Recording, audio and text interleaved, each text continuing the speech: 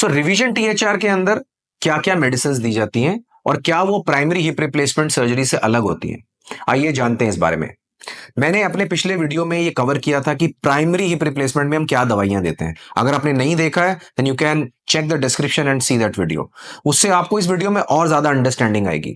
और revision hip replacement के अंदर जब हम मेडिसिन देते हैं तो कुछ मेडिसिन कॉमन है, जैसे कि पेन किलर, एसिडिटी का मेडिसिन, ब्लड थिनर, और कॉन्स्टिपेशन ना हो जाए उसके लिए स्टूल सॉफ्टनर एंड एंटीबायोटिक। लेकिन रिवीजन सर्जरी में क्या डिफरेंट होता है? पहले तो रिवीजन सर्जरी को दो हिस्सों में डिवाइड कर देते हैं। फर्स्ट इज रिवीजन जब एसेप्टिक लूजनिंग के लिए किया गया, मतलब इन्फेक्शन के बिना आपका इम्प्लांट लूज हो गया, चाहे इम्प्लांट अच्छी क्वालिटी का नहीं था, या आपकी बोन बहुत कमजोर थी, या कोई और कारण था, इम्प्लांट घिस गया। तो ऐसी कंडीशन में भी एंटीबायोटिक्स रूटीन टाइम के लिए दिए जाते हैं। और कॉमनली हम पेशेंट्स को 3 आईवी एंटीबायोटिक इंजेक्शन देते हैं। 2 इंजेक्शन दिए जाते हैं ऑपरेशन वाले दिन, यानी कि एक सुबह और एक शाम को, और 1 इंजेक्शन दिया जाता है उससे अगले दिन सुबह में। और उसके बाद पेशेंट को सिर्फ टैबलेट फॉर्म पे रखा जाता है, टैबलेट एंटीबायोटिक पे रखा जाता है, वो भी कुछ 5 दिनों के लिए। लेकिन अगर रिवीजन सर्जरी इन्फेक्शन के लिए हुई है और आपका एंटीबायोटिक स्पेसर जो है वो वाला स्टेज हो चुका है कंप्लीट, और अब हम आपका फाइनल इंप्लांटेशन करने जा रहे हैं, हम आपको फाइनल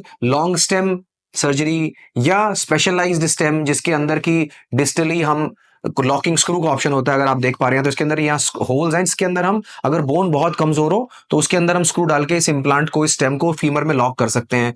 या आपको स्पेशलाइज्ड कोई केज यूज किया जा रहा है क्योंकि बोन डिफेक्ट बहुत ज्यादा है, या कोई स्पेशलाइज्ड कप यूज किया जा रहा है। ऐसी कंडीशन में इन्फेक्शन के बाद सेकंड स्टेज रिवीजन टीएचआर के बाद लंबे समय तक एंटीबायोटिक दिया जाता है। और कॉमनली इन पेशेंट्स को पेन मेडिसिन भी थोड़े लंबे टाइम के लिए चाहिए होती है, बिकॉज ये लंबा ऑपरेशन होता है, ये कॉम्प्लेक्स ऑपरेशन होता है, और इसके अंदर कट भी लंबा लगता है, जो इंसिजन की लेंथ है वो लंबी होती है। तो वो रिकंस्ट्रक्शन पे डिपेंड करता है कि हम कितना, हमें आपके हिप रिप्लेसमेंट को रिकंस्ट्रक्शन करना है। हर रिवीजन सर्जरी सेम नहीं होती, हर इन्फेक्शन रिवीजन सर्जरी भी सेम नहीं होती। किसी का चैलेंज कप में है, किसी का चैलेंज स्टेम में है, पर अगर इन्फेक्शन है तो सब चेंज होगा। और स्टेज 1 में हम सब इम्प्लांट निकाल चुके हैं, स्टेज 2 में हम स्पेशलाइज्ड इम्प्लांट डाल रहे हैं।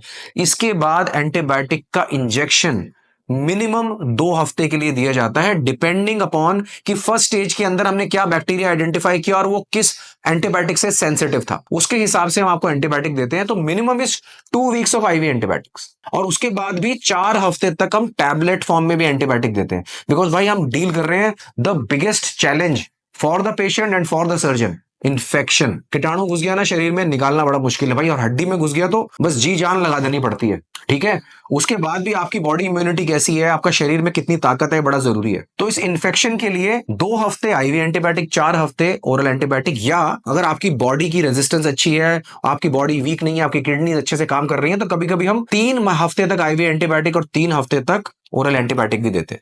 तो लंबे टाइम तक एंटीबायोटिक चलते हैं, हमें स्पेशलाइज तरीके से वो ड्रग देनी पड़ती है, क्योंकि अगर हम पेरिफेरी में जो हमारी वेन्स होती हैं वो ब्लॉक हो जाती है, क्योंकि एंटीबायोटिक स्ट्रांग होते हैं। पर फिर भी उसका तरीका होता है हम कैसे पेशेंट्स को दवाई देते हैं, वो हम पेशेंट टू पेशेंट डिस्कस करते हैं और पेशेंट्स को हेल्प करते हैं इस चीज में। तो ये एक जर्नी है जो कि रिवीजन टीएचआर स्पेशली इन्फेक्शन के बाद जब किया जाता है तो बड़े लॉन्ग टर्म के लिए एंटीबायोटिक दिए जाते हैं, और उसके बाद भी हम पेशेंट्स को मॉनिटर करते रहते हैं कि उनका ईएसआर सीआरपी बढ़ तो नहीं रहा, या उनके बॉडी में जहां पर ऑपरेशन हुआ वहां कोई स्वेलिंग, कोई रेडनेस, कोई पेन तो इंक्रीज नहीं हो रहा। जनरली पेशेंट्स के फर्स्ट ईयर के निकलने के बाद इन्फेक्शन के रिएक्टिवेट होने के चांसेस कम होते हैं। So this is overall a simplified version of what medications we use for a revision THR. तो मतलब क्या हुआ, let me sum it up for you. अगर हमने रिवीजन किया एसेप्टिक लूजनिंग के लिए, इसमें मतलब इन्फेक्शन नहीं था, या हमने किया कि कोई फ्रैक्चर हो गया पहली सर्जरी के अंदर, ऐसी सर्जरीज के अंदर नॉर्मल 3 आईवी एंटीबायोटिक और फिर ओरल एंटीबायोटिक दिया जाता है 5 दिन के लिए। और जब इन्फेक्शन के लिए हमने आपका रिवीजन टीएचआर किया है तो हमें एंटीबायोटिक देने पड़ते हैं मिनिमम 6 वीक्स के लिए। उसमें मोस्टली पेशेंट्स के अंदर हमें ये देखना पड़ता है कि पेशेंट की जनरल कंडीशन कैसी है, कोई किडनी का प्रॉब्लम तो नहीं है, पेशेंट को कोई ऐसी कंडीशन तो नहीं है जिसके लिए हमें एंटीबायोटिक की डोज एडजस्टमेंट और ड्यूरेशन असेसमेंट करनी पड़े। तो जनरलाइज फॉर्म में बताऊं तो 2 weeks IV antibiotics, 4 weeks oral, या 3 weeks IV and 3 weeks oral. तो ऐसा हम एंटीबायोटिक पेशेंट को देते हैं। बट ये बहुत केस बेस्ड होता है, ये सिर्फ आप लोगों की इन्फॉर्मेशन के लिए, आप लोगों की नॉलेज बढ़ाने के लिए।